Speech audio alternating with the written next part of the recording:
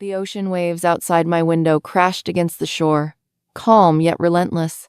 I used to find peace in their rhythm, but tonight, their sound felt different. They reminded me of something I wished I could forget, how love can be steady for years, only to collapse in a single cruel moment. I sat alone in the living room of my beach house, the same house where I raised my daughter, Emily. The clock on the mantel ticked louder than ever before, each second echoing the silence around me. My eyes drifted to a photograph resting on the shelf, Emily's tiny hand in mine, both of us smiling at the camera. She was my everything, my only reason to fight when life tried to crush me. Her father passed away when she was still small. That loss nearly broke me, but I had Emily. For her, I worked 3 jobs. I cleaned houses during the day, worked as a waitress at night, and even sewed clothes for neighbors just to make ends meet. I skipped meals so she could eat, wore old shoes so she could have new ones, and cried in secret so she would only see my smile. Through sickness, heartbreak, and dreams, I was always there. Always. I thought all of that meant something. I thought it bound us forever, but I was wrong. Months ago, Emily told me she had found love. Her voice carried a kind of excitement I hadn't heard in years. I was happy for her. I thought, maybe, this was the beginning of her bright future. I imagined myself sitting proudly at her wedding, watching her walk down the aisle, my heart swelling with pride. But that dream was stolen from me. I didn't even know she was engaged until a neighbor congratulated me outside the grocery store. I froze on the sidewalk, smiling weakly, pretending I already knew. My stomach turned, and my heart dropped like a stone. My daughter was planning her wedding, and I hadn't even been told. That night, I confronted her. My hands trembled as I held the phone. She answered casually, as if nothing was wrong. "Emily," I whispered, "why didn't you tell me about your wedding? Why didn't you want me there?" There was silence at first. Then her voice, sharp and cold, "Because, Mom, you don't fit into my life anymore. You're old-fashioned. You'd embarrass me. I want my wedding to be perfect, and you don't belong in that picture." Her words cut deeper than any knife. I spent the next days wandering the empty halls of my house, replaying every moment of her childhood, every sacrifice, every dream I gave up so she could have hers. And now, I wasn't good enough to sit at her wedding.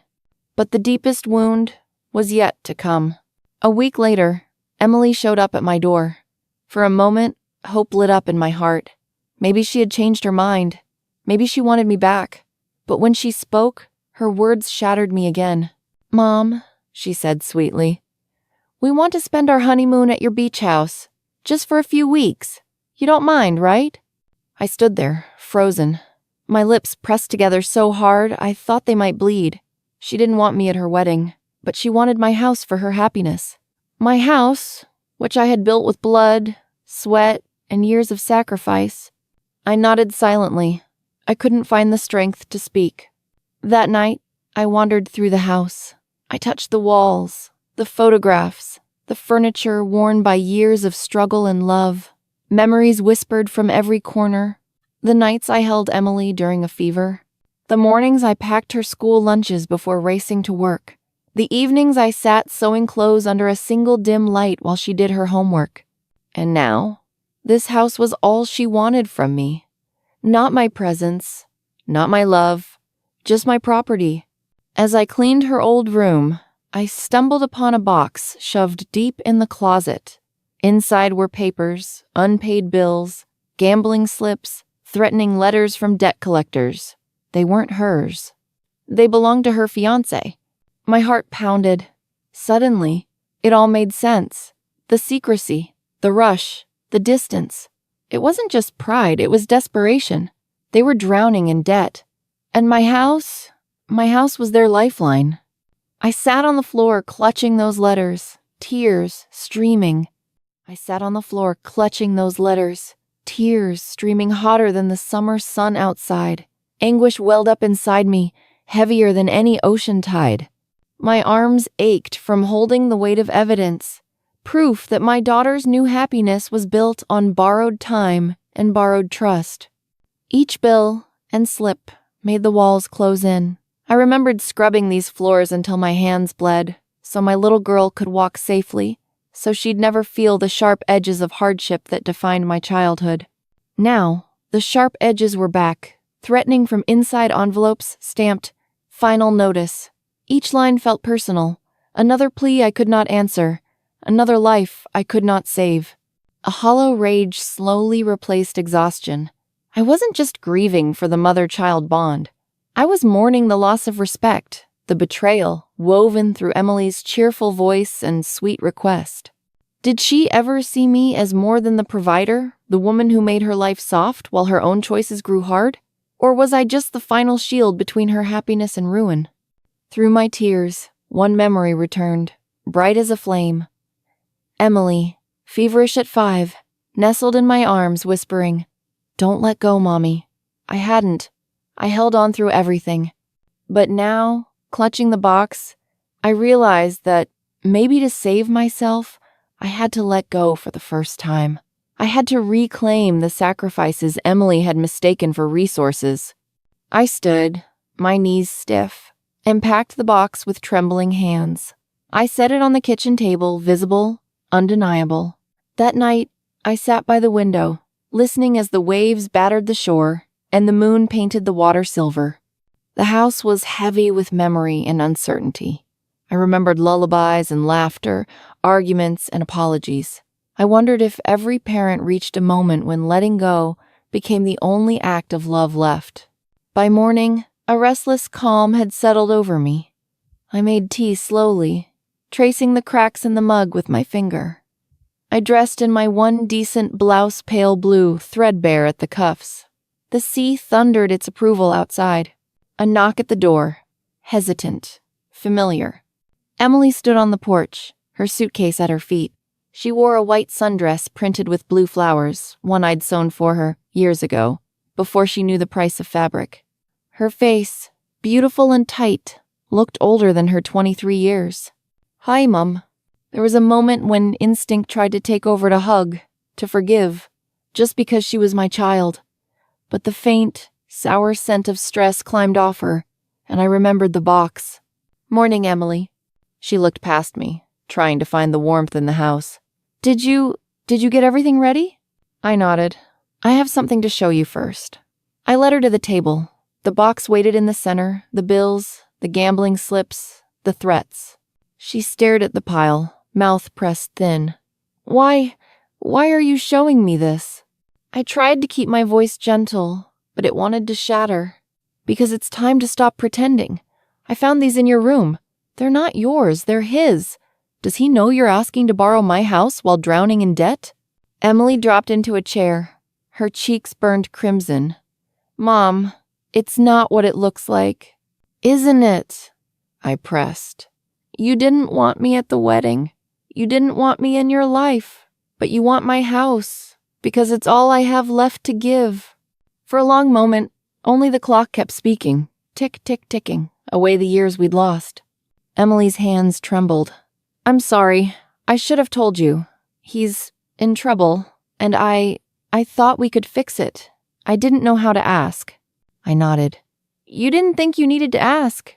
You just assumed I'd help, because that's what I do. But, Emily, love without respect is just another form of need. I spent my life choosing you, giving everything. I need you to choose me now." Emily bit her lip, fighting tears. "Please, Mom. Just a few weeks. We just need time. I promise, after that, you won't even know we were here." "No," I said it gently, refusing to let pity overwhelm the clarity I'd found in heartbreak. "You can fix your life, but you will not risk my home for it." She covered her face with her hands. The silence stretched, painful as it was honest. "I never meant to hurt you," she whispered. "I know, but we don't always mean the consequences we create," I replied softly. Outside, the ocean waves crashed a rhythm that suddenly belonged to me alone. Emily stood, gathering her things as the truth settled between us. "I'll go," she said. Her voice was barely above a whisper. I nodded. "Emily, I love you. But sometimes, love is what leaves. when being needed turns into being used. At the door, she paused, eyes shining with tears. "I'm sorry, Mom. I hope you find your way, Emily. I truly do." She left, footsteps trailing down the weathered porch, into a world that had become both hers and mine, separate for the first time. I stood alone in the house. The photographs and old shoes and rough-worn furniture, testament to a life built on stubborn tenacity. The pain lingered, sharper than any knife. But within that ache, a new quiet settled. The knowledge that when sacrifice is mistaken for endless giving, the cost becomes too great. I poured another cup of tea, watching the sun climb above the waves. The ocean was still relentless, but I had learned something from its rhythm. When the tide rises, it takes everything that cannot hold its place. And sometimes, letting go is the only way to survive. A day would come, perhaps, when Emily understood the difference between love and expectancy. Or maybe she never would. But as the waves roared outside, I realized that my fight wasn't for her approval anymore. It was for my own piece of peace. I still remember the night Emily was just 4 years old. A storm raged outside, thunder rolling heavy across the sea, but the only sound that mattered was her shallow breathing against my shoulder. Her fever burned hotter than the lightning flashing through the windows. The beach house felt enormous, darker than ever, but her tiny hand clutched mine, as if the world would fall apart if I let go. "Don't let go, Mommy," she whispered in her half-sleep. And I didn't. Not through poverty, not through heartbreak, not through the endless nights when life tested every ounce of strength I had. She was my anchor, and I was hers. Years passed, and when the time came for her to leave for college, the house seemed to hold its breath. We folded clothes into suitcases together, laughing over mismatched socks and the old stuffed bear she swore she didn't need but secretly tucked away. That night, we sat side by side on the porch, the moon laying a silver path across the waves.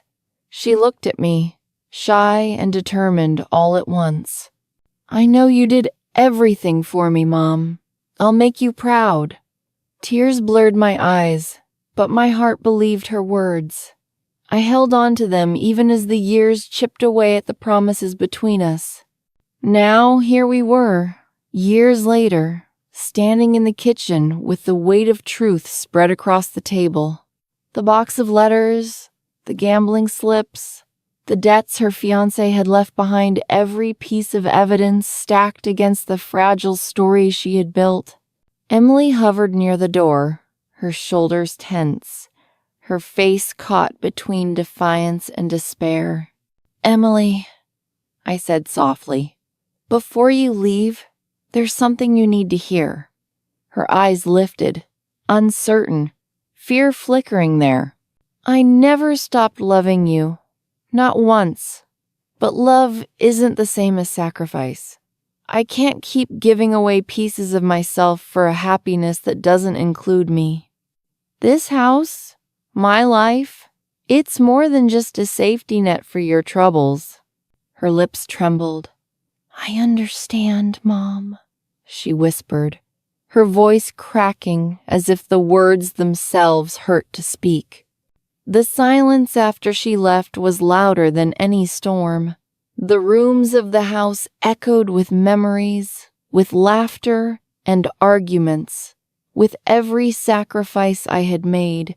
For days, grief swept through the halls like the tide, pulling me under.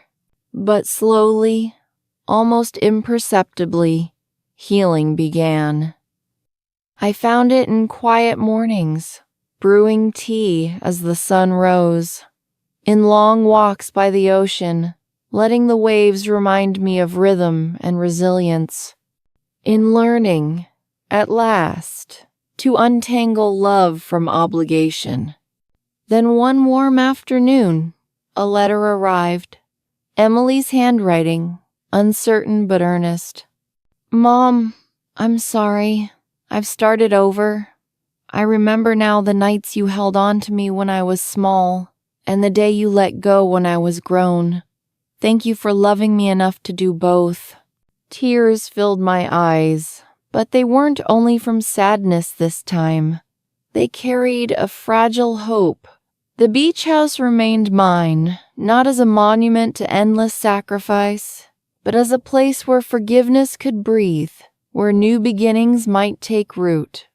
And outside, the ocean carried on, relentless and eternal. Its rhythm no longer felt like a threat. Instead, it was music. Music for a heart finally learning how to heal.